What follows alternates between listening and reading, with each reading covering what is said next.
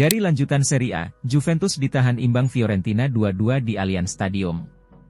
Meskipun Dusan Vlahovic dan kawan-kawan memegang kendali pertandingan, namun mereka gagal meraih 3 poin penuh. 2 gol Juventus diciptakan lewat Bresheprem Thuram. Sedangkan 2 gol balasan Fiorentina diciptakan lewat gol Moiskin dan Ricardo Sottil.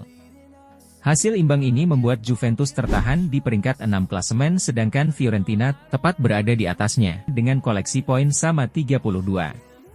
Hasil imbang juga diraih AC Milan. Rossoneri harus gigit jari karena harus berbagi poin dengan Sigala ibu kota AS Roma. Gol AC Milan diciptakan Tijani Reijers di menit 16 sedangkan gol balasan AS Roma tercipta lewat skema apik Paulo Dybala. Hasil imbang ini tak merubah posisi kedua tim di klasemen, AC Milan di peringkat 8 sedangkan AS Roma di peringkat 10.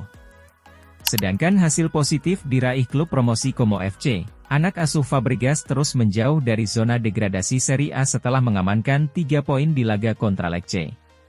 Como FC berhasil tumbangkan Lecce 2-0 lewat gol Nico Paz di menit 49 dan Patrick Cutrone di menit 79. 3 poin ini mendongkrak posisi Como di klasemen ke peringkat 15 dengan koleksi 18 poin. Nasib berbeda didapat oleh klub yang baru promosi lainnya Venezia.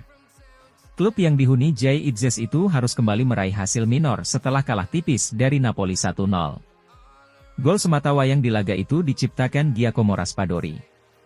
Kemenangan ini membawa Partenope ke peringkat 2 klasemen dengan 41 poin, sedangkan Venezia masih terbenam di zona degradasi di peringkat 19 dengan catatan 13 poinnya.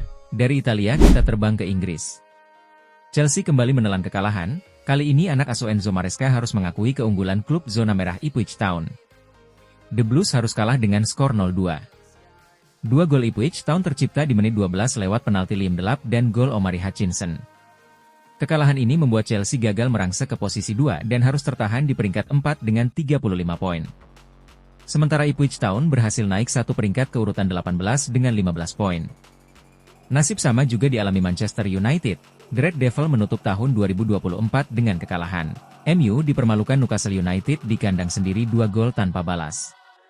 Alexander Isak mengejutkan anak asuh Ruben Amorim dengan gol cepatnya di menit keempat dan gol Joelinton di menit 19. Kemenangan ini membawa Newcastle merangsek ke peringkat 5 klasemen dengan 32 poin, sedangkan Manchester United semakin terbenam di peringkat 14 dengan 22 poin dan hanya berjarak 7 angka dari zona degradasi.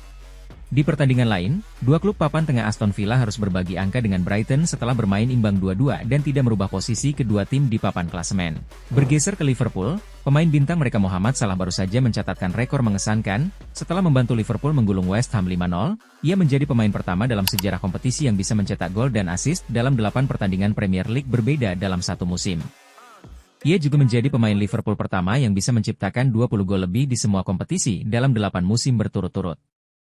Sedangkan dari lini pertahanan, Trent Alexander-Arnold kembali dirumorkan akan bergabung dengan raksasa Spanyol Real Madrid. Tapi pakar transfer Fabrizio Romano menegaskan Arnold akan bersama Liverpool sampai akhir musim ini, meskipun kontraknya akan habis di tahun 2025.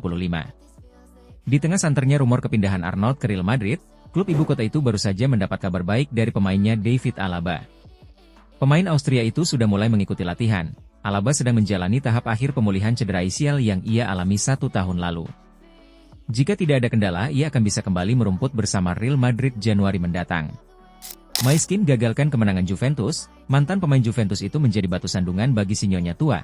Pemain Italia itu bermain apik untuk Fiorentina ketika menahan imbang Juventus, ia menyumbangkan 1 gol dan 1 asisnya. Ia pun tidak melakukan selebrasi setelah menciptakan gol sebagai bentuk respeknya pada mantan klubnya Juventus.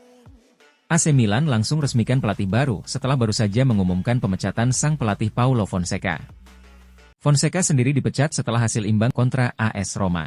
Posisi Paulo Fonseca akan digantikan Sergio Conceição yang sebelumnya melatih klub asal Portugal Porto FC. Pelatih 50 tahun itu diharapkan bisa mendongkrak posisi AC Milan dari peringkat 8. Sergio Conceição berpotensi akan debut sebagai pelatih AC Milan di semifinal Supercoppa Italia kontra Juventus 4 Januari mendatang. Juventus merupakan klub dari sang anak Francisco Conceição. Dari benua Eropa kita bergeser ke Asia Tenggara. Dari ajang ASEAN Championship timnas Gajah Putih Thailand berhasil lolos ke partai final setelah menang agregat 3-4 dari Filipina.